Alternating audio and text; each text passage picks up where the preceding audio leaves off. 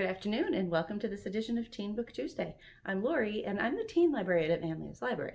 But for the past several months, I've been bringing you Teen Book Tuesday from my living room. Well, I'm pleased to announce that from now on, I'll be bringing it to you from the library in the actual teen room. I'll be featuring some books from our collection, as well as books you still can check out on Hoopla and Libby with your library card and PIN number. And I'm going to start today with Fresh Ink, an anthology. Sorry, here's the book. Fresh Ink, an anthology. It's a collection of short stories for the reader looking for something quick fiction, a bunch of stories you can hop around. It's a great book. 13 of the most accomplished young adult authors ever deliver a label-defying anthology that includes 10 short stories, a graphic novel, and a one-act play from superstar Walter Dean Myers, never before in print. This collection addresses topics like gentrification, acceptance, untimely death, coming out, and poverty, and ranges in genre from contemporary realistic fiction to adventure and even some romance. It will inspire you to break conventions, bend the rules, and color outside the lines. These stories touch on some hard-hitting subjects that a lot of people avoid because they're hard to talk about. Fresh Ink makes you think. It makes you step back and question if you've ever accidentally and unknowingly treated someone in a way that left them feeling less than, or if you've ever brightened someone's day with a small compliment and walked away not even knowing it.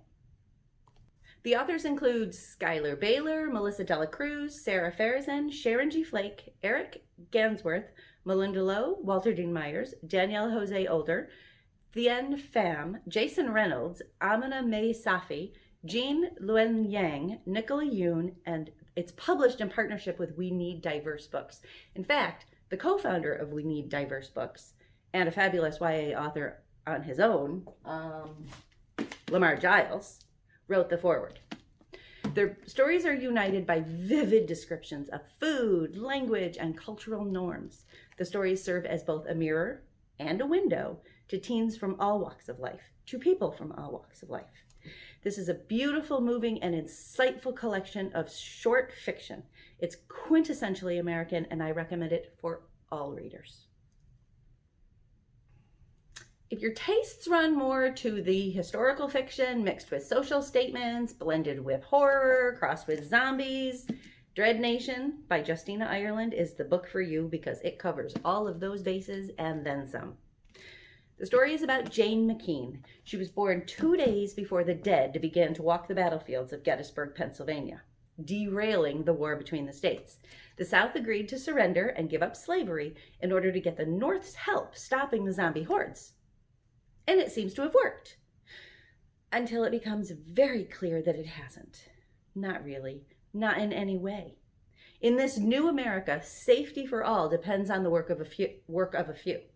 And laws like the Native and Negro Education Act require certain children attend combat schools to learn to put down the dead, the zombies. But there are also opportunities. And Jane, our main character, is studying to become an attendant, trained in both weaponry and etiquette to protect the well-to-do. It's a chance for a better life for girls like Jane. After all, not even being the daughter of a wealthy white Southern woman could save her from society's expectations. But that's not the life Jane wants. She's almost finished with her education at Miss Preston's School of Combat in Baltimore. She's set on returning to her Kentucky home and doesn't pay much attention to the politics of the eastern cities. They have talk of returning America to the glory days before the dead rose.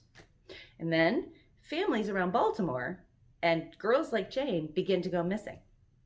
Jane gets caught up in the middle of a conspiracy and finds herself in a desperate fight for her life against some powerful enemies. And the restless dead, it would seem, are the least of her problems. This book is as much about our present as it is about the past. It blends adventure, mystery, and the Wild West with some more serious looks at social issues. And of course, there's zombies. There's also a sequel, Deathless Divide. I'm not telling you anything at all about this one, as that would be spoilers all over the place for Dread Nation. This is recommended for anybody who is a fan of historical fiction, horror, and social commentary. Next up, we have A Blade So Black by L.L. McKinney. This one is a fantasy and a fairy retelling with an edge.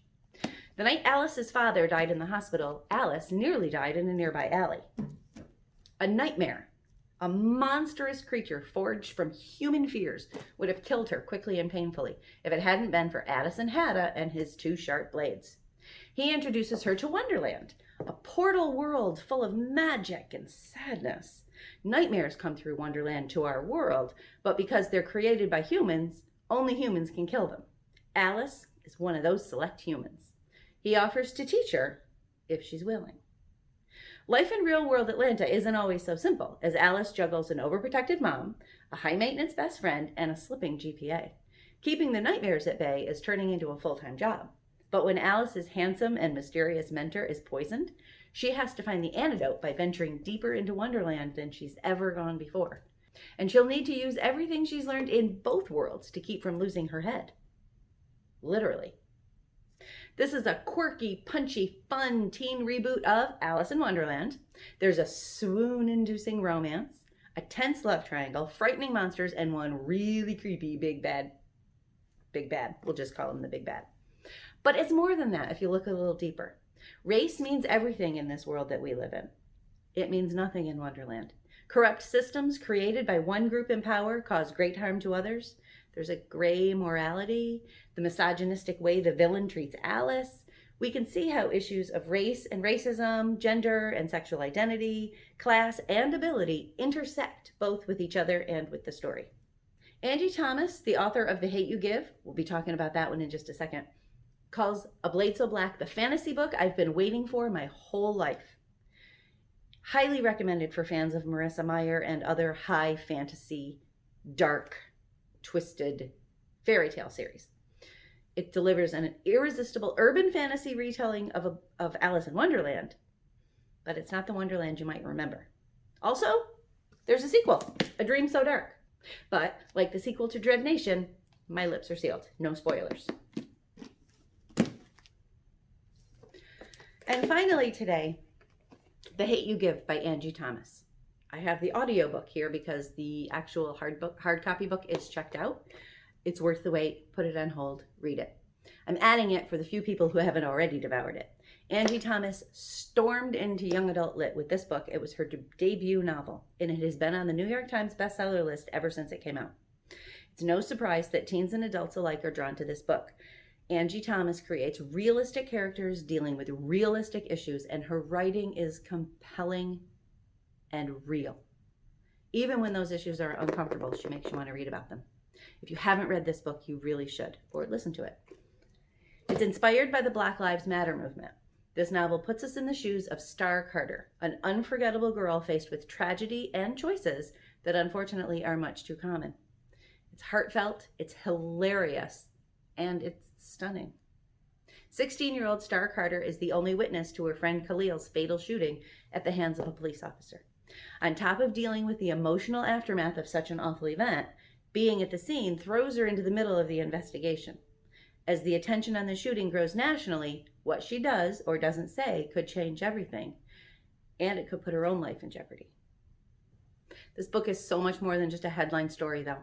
It also deals with friendships in the face of subtle racial tensions, the struggle to keep families united in the face of differing views, and what it really means to pursue a better life for yourself and ones that you love. It will also have you laughing out loud between the sessions of ugly crying. So really, this book has everything. It's also a movie, and a good one. But do yourself a favor, and if you haven't already, read the book first. It could easily be the best and probably the most important book you read this year. Now, this one's not a sequel, but Ms. Thomas also has a second book. It's called On the Come Up, and it's a novel about a 16-year-old Bree who just wants to be one of the greatest rappers of all time, or at least win a rap battle. But when her first song goes viral for all the wrong reasons, she finds herself at the center of a controversy and portrayed by the media as more menace than MC. And with an eviction notice staring her family down, Bree no longer just wants to make it. She has to make it, even if it means becoming the very thing the public has made her out to be. It's a powerful story about hip-hop, freedom of speech, and fighting for your own dreams, even as the odds are stacked against you. Really, anything by Angie Thomas, well, these two by Angie Thomas, you want to read. Thanks for joining me for this edition of Teen Book Tuesday. I'm Lorie, and I am the Teen Librarian at Manlius Library, and you can find me here on the Manlius Library YouTube channel every Tuesday at 4 p.m. from the Teen Room. I hope you'll check out some of the titles I mentioned. You should also check out the Teen Services blog website coming up for more book suggestions, plus information about the Teen Summer Reading Program. Registration started June 1st, and you can log your books, minutes, and missions beginning June 15th. In fact, starting next week, every Teen Book Tuesday will have a secret code in it so you can get points towards raffle prizes at the end of the summer. There's lots of great prizes in the Summer Reading Program, so be sure to head over to the site for more information. I hope we'll see you next week. Thanks for joining me. Happy reading.